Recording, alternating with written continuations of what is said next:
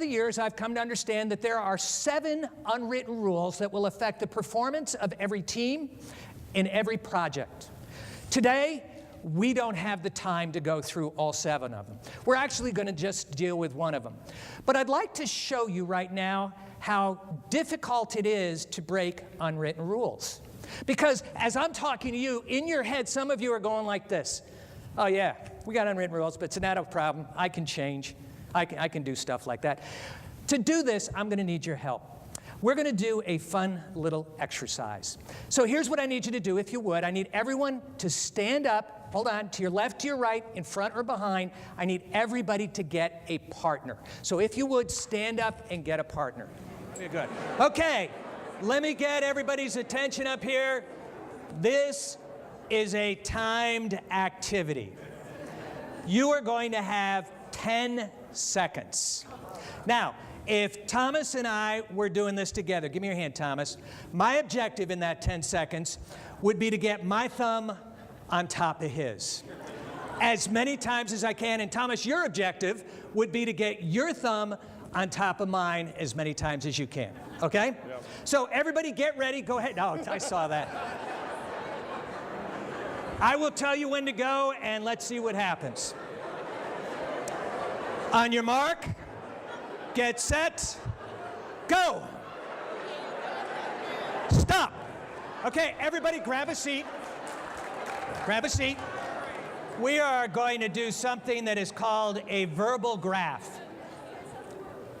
The way this works, I will mention 3 categories. If you fit in that category, at the count of 3, all I want you to do is throw your hand straight up in the air and yell, "That's me." We are going to practice this one time to see if you're awake. Count of 3, hand straight up in the air, yell, "That's me." 1, 2, 3. Boy, you're a game group. Okay. Category number 1. How many people in here were able to get somewhere between, let's say, 0 thumb touches and 6 thumb touches, but no more than 6? 1, 2, 3. Okay. How many people in here were able to get somewhere between, let's say, 7 thumb touches and 12 thumb touches, but no more than 12? 1, 2, 3. Was there anybody in here that got more than 12? 1, 2, 3. We got a few people. Thomas, could you come back up here for a second? Let me show you what happened.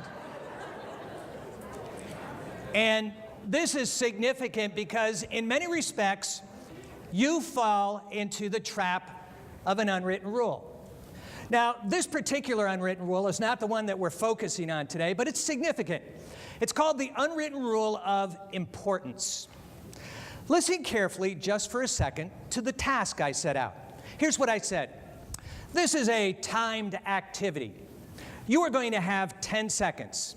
Then I said, if Thomas and I were doing this together. Now, then I grabbed his hand like this, and as soon as I grabbed his hand like this, your brain kicked in, and I'll tell you exactly what you thought. You thought this.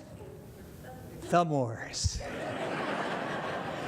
And you looked at your partner, and she looked at you, and you thought this. I can take you.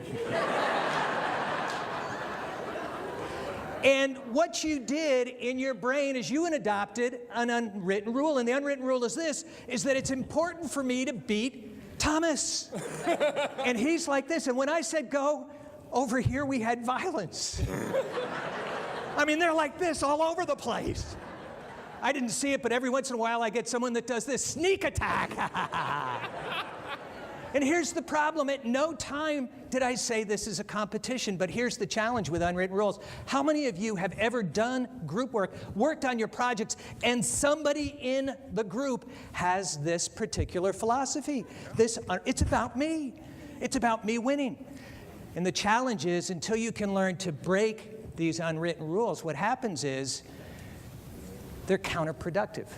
Let me see if I can show you how much fun this can be if you're willing to change. Give Thomas a round of applause. We're going to do this exercise a second time. This time, I'm going to throw out a challenge to you.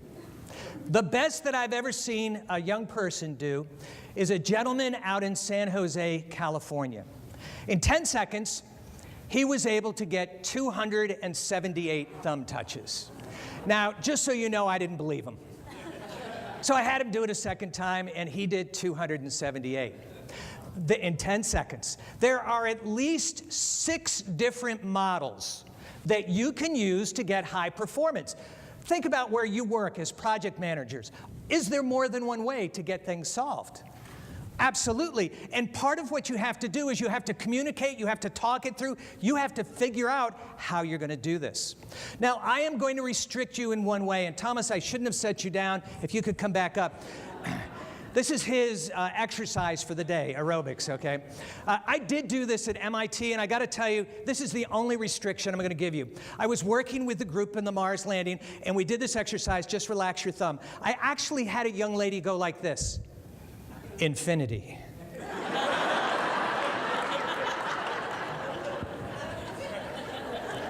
I looked at her and I said, those are not individual thumb touches.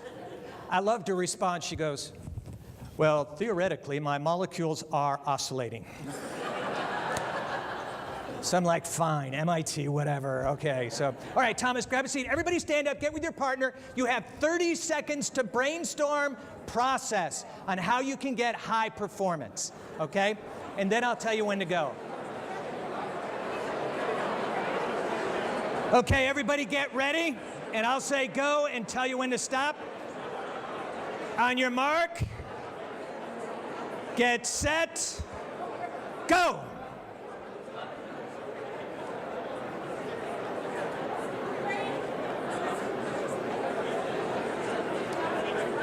Stop.